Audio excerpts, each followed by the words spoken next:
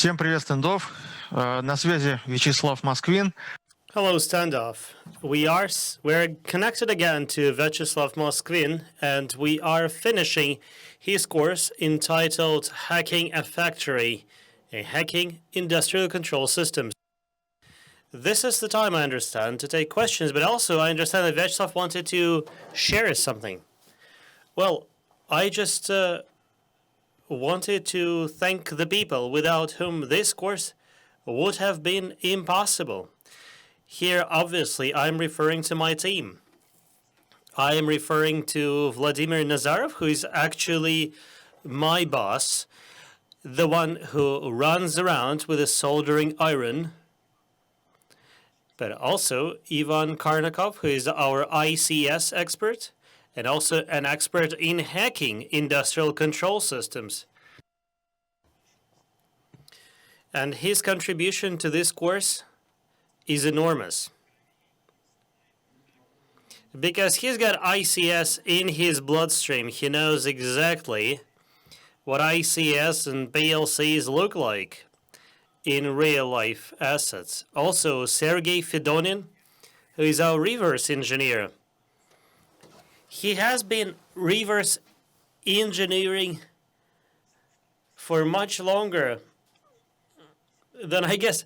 Actually, he has been doing reverse engineering back when some of our participants even weren't born yet. Next, Vladimir Kananovich. And he recently joined our team, and he really helped me with the lecture on reverse engineering and IDA. I'm also on the list, but it feels very awkward to thank myself, so I won't do that. Also, I wanted to use this opportunity to thank all those who have been with us over these 3 days. I do hope that you found something interesting in this series of lectures. I do hope that what we had to convey to you was interesting enough and easy to understand. If I'm not totally wrong about it, I would really appreciate if you could follow the link and give us feedback on the course. Tell us what to focus on to make it better. Let's start with questions. I do have some questions, so allow me to start asking them. Let me start with this very sensible question. A viewer is asking us, what kind of tools you are using in order to do your analysis and reverse engineering? One instrument I have already covered today. That's IDA Pro. Besides IDA, we are using a bunch of other tools such as Gitra. Unfortunately, not all CPUs we run into can be handled with a standard tool. Some are exotic. And then we will deploy a particular processor module in Hydra. Also, we had an exotic situation recently. We had to analyze an obfuscated file, an obfuscated script, and in order to do that, we actually wrote a major module in Hydra. I think we are going to release it for public use sometime soon. Also, we are using some proprietary tools.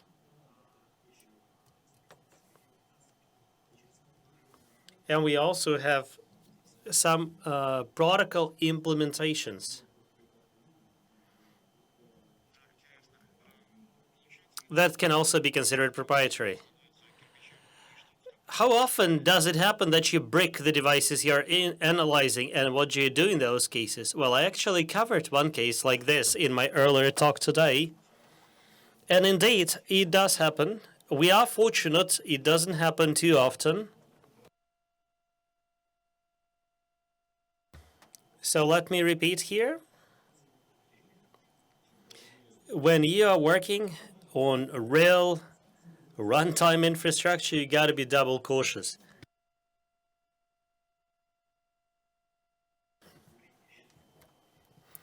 And I've already shared the case where I was instrumental in bricking an industrial switch.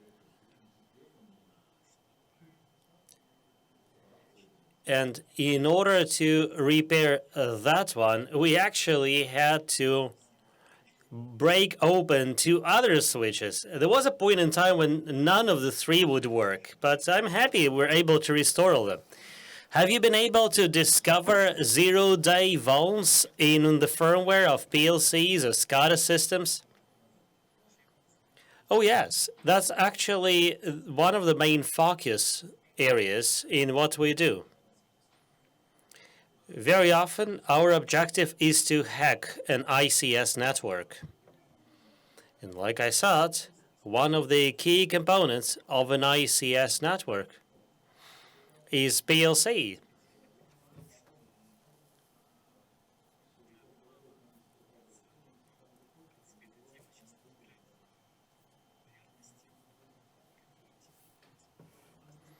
This subject is gaining popularity among InfoSec people, and still we cannot really claim that all the equipment has been thoroughly studied.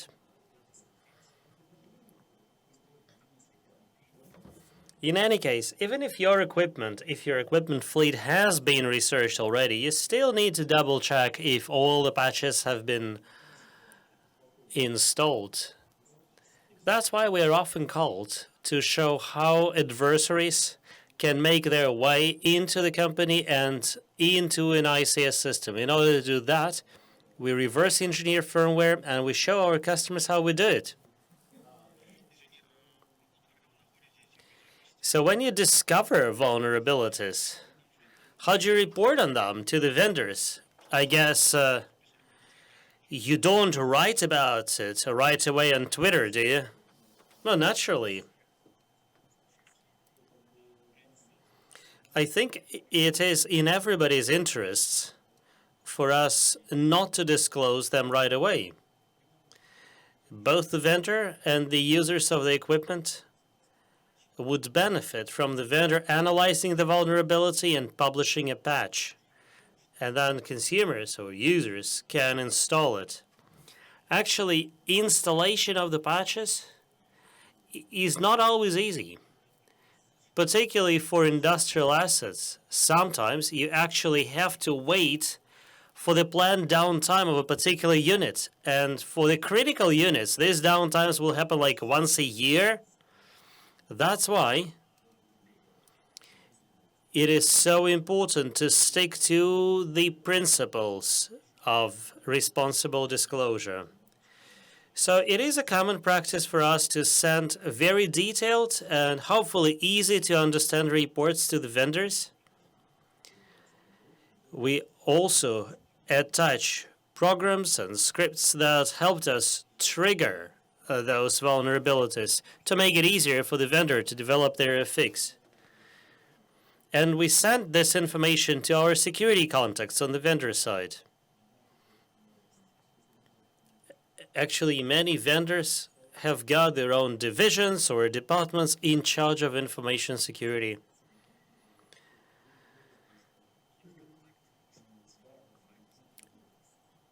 If they don't, well, we will be calling their contact centers, support centers. Sometimes there is a security.txt file on their website. But if a vendor keeps ignoring our communications, we will start by sending messages to a regulator, such as ICS CERT. Actually, ICS CERT obviously is in charge of certification and information security as far as ICS is concerned, I guess. They also publish reports on vulnerabilities. So ICS CERT can also be very useful in terms of helping you communicate with the vendor. Wow, that's interesting. Thank you. I understand that on HackerOne, for example, you cannot find vendors of such equipment. It's been some time since I last visited HackerOne, and I am guessing you're right. I don't think they can be found there. I believe it's still a pretty long journey for the industry to make before they announce, first bug bounty programs for industrial hardware or software. Which means that each vendor still still sees themselves as the guru in the world of proprietary software. And by the way, how do you reverse engineer proprietary, say, network protocols? I guess that pretty much every PLC we have studied contained a certain proprietary protocol. And it is the one that we consider most interesting.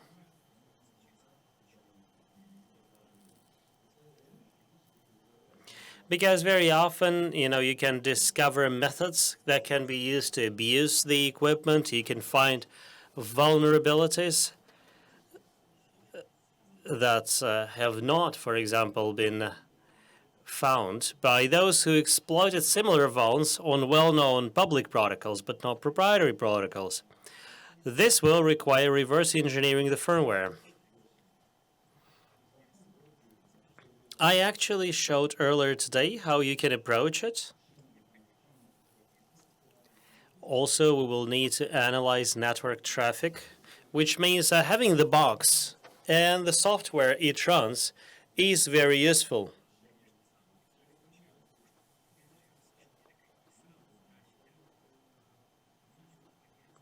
So with reverse engineering, you should be able to understand, what is happening. In practice, we always try to get our hands on the firmware because analyzing traffic is rarely enough. If you have studied it well, you can develop your own fuzzer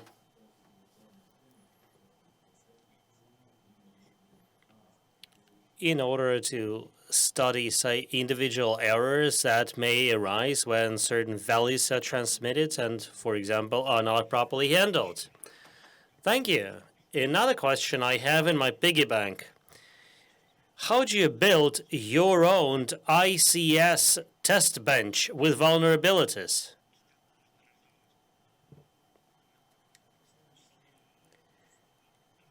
Yeah, we had this question asked when we just started developing our course. You can develop a test bench for sure. The question is what your ultimate objective is. If it's your first exposure to this subject, you can actually use some very basic and very cheap equipment. That alone will help you understand the fundamental principles.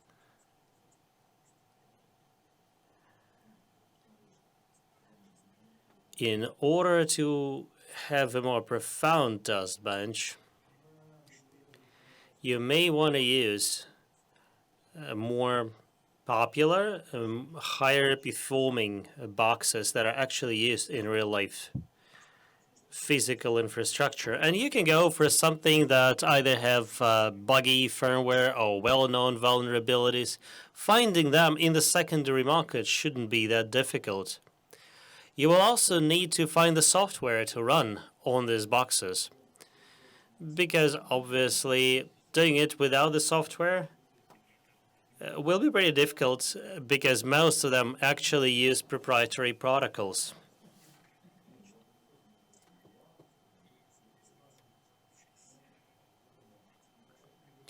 So you can use them.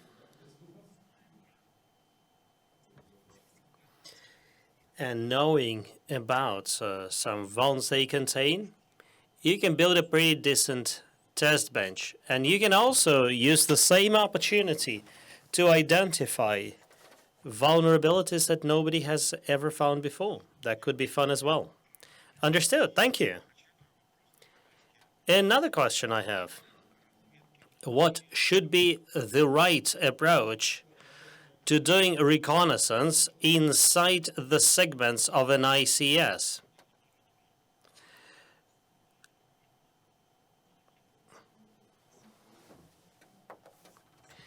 And has it ever happened to you that your activities will crash the equipment? Yeah, sure. I think every pen tester has had those cases. Obviously, the only way of not making mistakes is to do nothing. So if you can't do that, it's best to actually perform your activities on a test bench, not on an up and running on a live facility.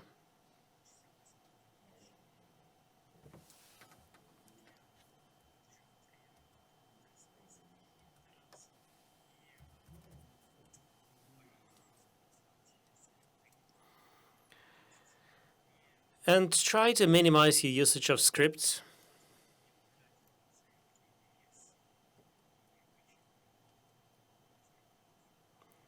So try not to select, script execution as much as you can, except for the ports where you believe nothing bad can happen. Thank you, Vyacheslav. I have run out of my questions, so my invitation to all those who have watched the course to use the link to submit more questions, and the same link can and should be used for leaving reviews for the course, and most importantly, providing some useful constructive feedback. So you can use the link both for questions and for feedback. Thank you very much, Vyacheslav. We are grateful to both you and the whole group. I'm seeing several questions in the chat. Wow, that's good.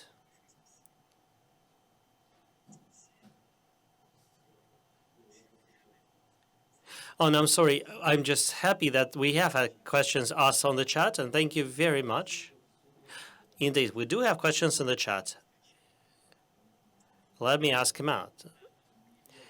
One is about the backdoors that we've discovered. Please note that a high-quality backdoor is indistinguishable from a vulnerability. We have discovered lots and lots of vulnerabilities. And naturally, the classical backdoors we have found as well. I'm referring here to, say, hard-coded credentials and lots of undocumented or partially documented features that enable you to read and overwrite operating memory. Well, you can consider it a backdoor, right? That's how you qualify it, really. What's this gray bag behind you? The most important question of them all. Well, I've got this board for organizing the trash I have here. Currently, it contains the notebooks where I jot down important things like my schedule for this course. We decided to keep it here because I think it provides for better frame composition. Unfortunately, we are not invited to test or check corrections or patches. And it does happen from time to time that a vendor publishes a patch, and we start testing it of our own volition, and we discover that it's buggy.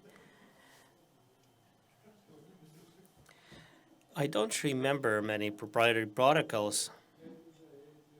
Actually, at network level 2, OSI 2. Not too many people prefer to work, but there are some proprietary protocols for OSI 2.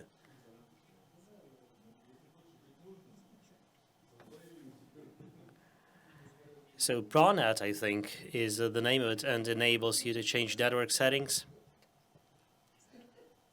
There is another protocol called PowerLink. I think it's a level 2 protocol that many devices use to exchange information. Have you seen viruses in plants? I cannot think of viruses off the top of my head, but I think it's quite probable at least. But much will depend on a particular plant.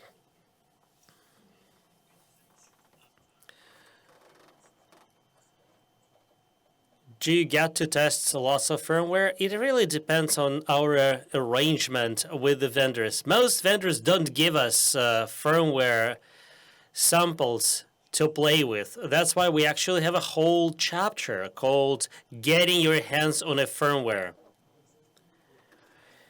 So, if you find a bug in a patch, do you describe it again in the same report or do you execute a new one? I believe both options are possible. I guess it mostly will depend on your personal preferences, particularly if you have a security contact in the team. If your objective is to maximize the number of vulnerabilities associated with your name, well, you can submit it as a separate vuln.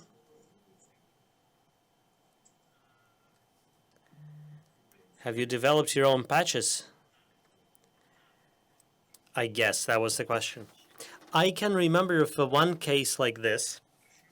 I think it was a firmware for a smart charger in the car.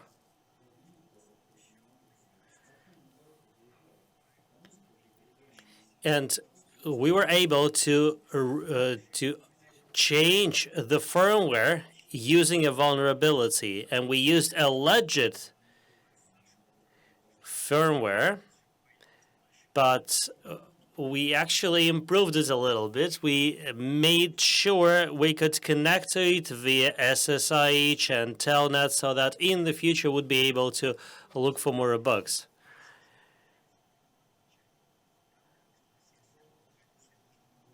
Is it true that ICS CERT is helping researchers? And a question about USB ports. Indeed, I know companies that are covering USB ports on all corporate devices.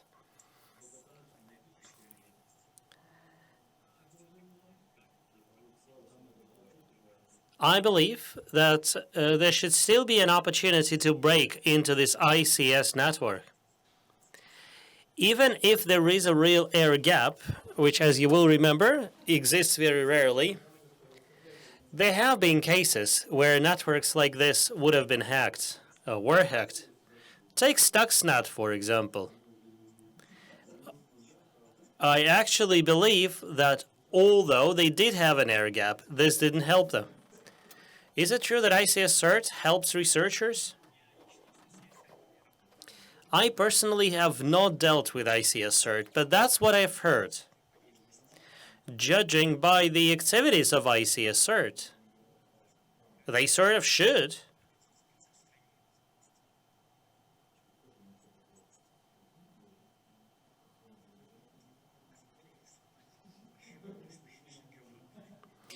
So, have you been able to break a smart car and have you been able to ride somebody over? Well, smart cars are not around yet. You know, when they are, obviously, we won't ride anybody over. If, no, forget if. No, if. We won't ride anybody over regardless.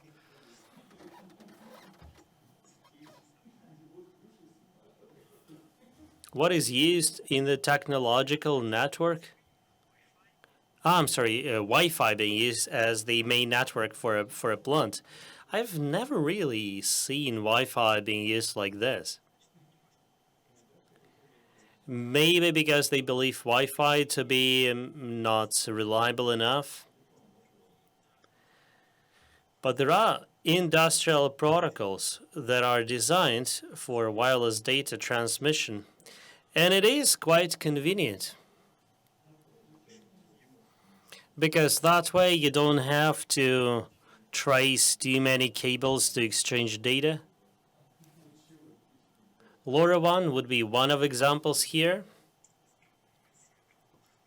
There was also a wireless version of the HART protocol. I think there should be more. Next question is very interesting. Have you been able to hack into the real ICS network from the internet, and was it difficult? Yeah, we have. I'm sorry. My department is responsible for exploring ICS networks, but there is a different department that does internet penetration, and they know their stuff. So we and our partners have done that a number of times. I'm sorry, we haven't done it. They have done it. I've seen them do it. I'm not saying it was easy, but it's certainly not. It is certainly not impossible. You know, lots of plants are owned by large corporations, and large corporations got loads of external resources. The more resources you have, the poorer they will be protected, which means the higher is the probability there will be vulnerabilities to exploit.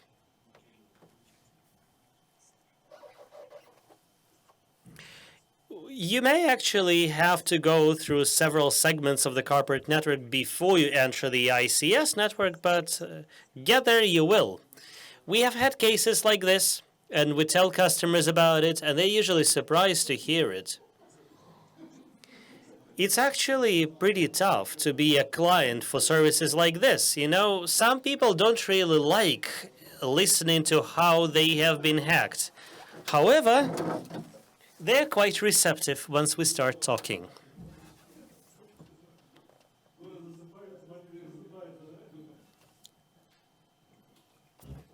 Whatever it was totally inaudible the way he read it. So, indeed,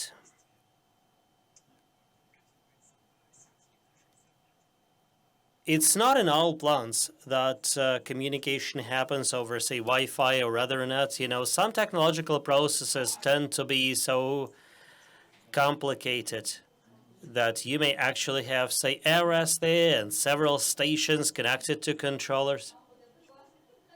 But then the stations themselves would probably be connected to the internet.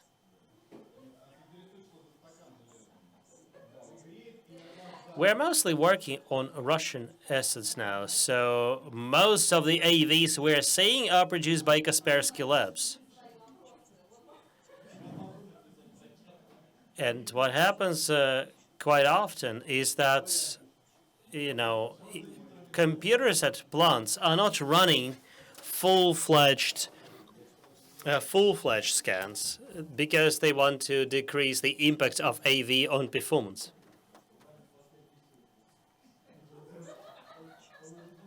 Yeah, quite often vendors allow us to play with their toys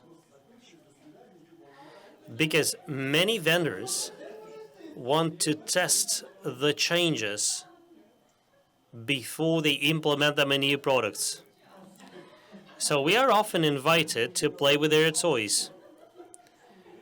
Well, naturally, that requires some organizational preparation because people usually dislike it when you tell them, I am going to hack your test bench apart. But fortunately, that happens quite often. I see a question about the second plant.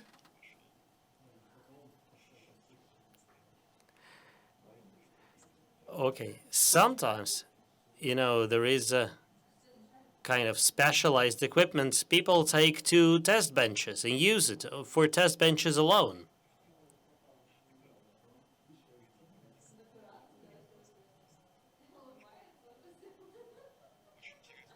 It's very interesting, thank you. I guess there will be a lively discussion in the chat because I realize that the listeners have decided to build a replica, a miniature replica of a plant. Thank you very much, Vyacheslav, to yourself and your team for such a neat exploration of this subject. By the way, all the recordings will be available on the website of Standoff. I understand that you're open to feedback and questions. Is this correct? Can we just use your contact details? For sure. So thank you very much for your attention. See you soon. See you soon. Thank you very much. Bye-bye.